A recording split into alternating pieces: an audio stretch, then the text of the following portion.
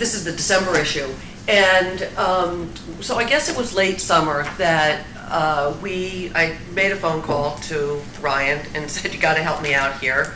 We we're putting together a program, we're putting together an issue that is going to be celebrating 9 different innovators in 9 different disciplines. And our idea is that we want to use augmented reality to do an augmented reality bit for each one, including the cover. So that would be 10 different experiences. Yeah, and I think a unique thing too is we did augmented reality, but Smithsonian also shot video. They actually went out to all the innovators and interviewed them essentially, and shot video, and you'll see that in the actual piece itself. But it was a great tie-in to the augmented reality itself. But the other benefit too is, it brought a lot of depth to the editorial content. So you read the story was great, the whole innovation issue is amazing, but then also hearing from that innovator in the augmented reality space, but then get a little bit more depth to what they did and why they were recognized. I thought that was really cool. And so what we did was we put together it was pretty cool. We put together a task force, and it was editorial people. There were the Quad, Ryan and a group from Quad, and then some technical people from Quad, sort of the guys that sort of created the content. Yeah.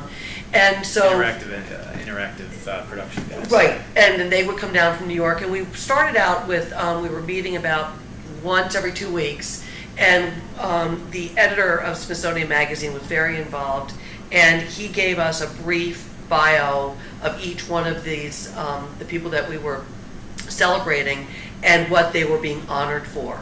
So then we would brainstorm with Quad what we could do, what we couldn't do, and what Michael Caruso wanted to do was to totally push the envelope, and for each one of the different innovators, for there to be a different kind of experience, whether or not it was a whiteboard experience, whether or not for Ben Zeitlin we just picked up existing video from the movie, but he wanted 3D animation. So what we were really doing was both of us were pushing each other to really make this a good experience, and a really rich experience for the reader. Yeah, and I think pushing the envelope is the right word there. Even with Esperanza, or not Esperanza Spalding, but the was it Elon Musk? No, I'll have to pull that out. Sebastian Thrun with education, with the whiteboarding. So how you would take chalkboard and turn it into something very cool.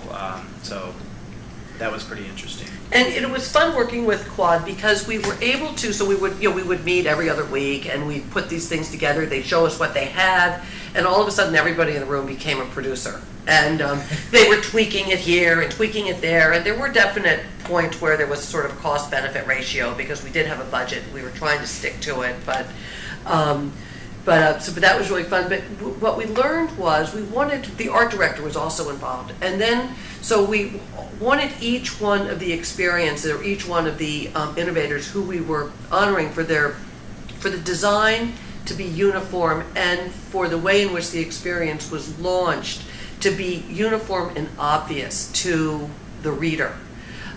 So we were going to open on a spread, and then the second spread was going to have a picture of the innovator, and then we needed to get something that would launch the experience.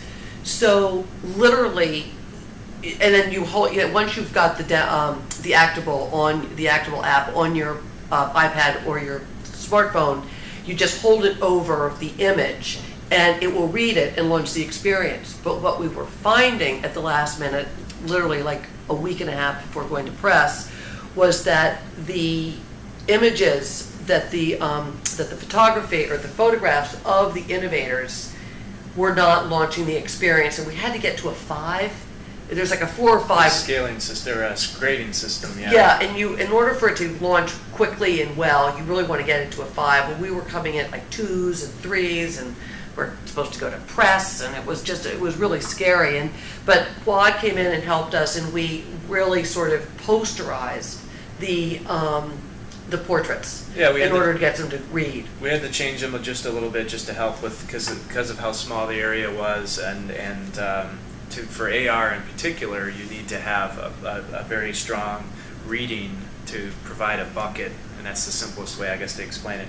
To provide a bucket on where to land the augmented reality. If it was image recognition where it's going to a landing page, something like that, the score isn't as important. But to handle the amount of AR that we were throwing at the page, we needed a pretty high score. So that was sort of one of the things that, when you're working on a project with somebody, something's going to happen, something's going to come up, and this was, I think, the biggest stumbling block, and because it came up late in the process, because we were working on so much of the experiences and the technology and getting those to work. Yeah, so I think the importance too is just coming up with a schedule ahead of time. Doing some things like that, which we now do. We really didn't have a schedule. We were just frantic. But at the end of the day, it was a great piece. The innovators were great. Most of them, at least, provided a lot of feedback. Yeah. And in social media space, they even did their own things. I know. Who was it that got the? Pretty Sabetti. Yeah. She did a lot. Something on her blog, and then she did a couple things in social media that actually drove. She actually got, I believe, the most scans in the magazine itself. That's the other thing that Quad can do is they can measure they can measure for you that you've got the metrics are available, so you can go. Is it a website? Is it just a web portal? And you can go on it, and you can go to Smithsonian, December issue, and it will say each one of the experience, how many times they've been viewed. And so you do have some hard metrics to share with management if you need them. Yep, the whole analytics platform is a part of Actable, and you can also see other things like geographic location and most scans, interactions, which page got the most. So it's pretty neat. Okay. So thank you. Thank you.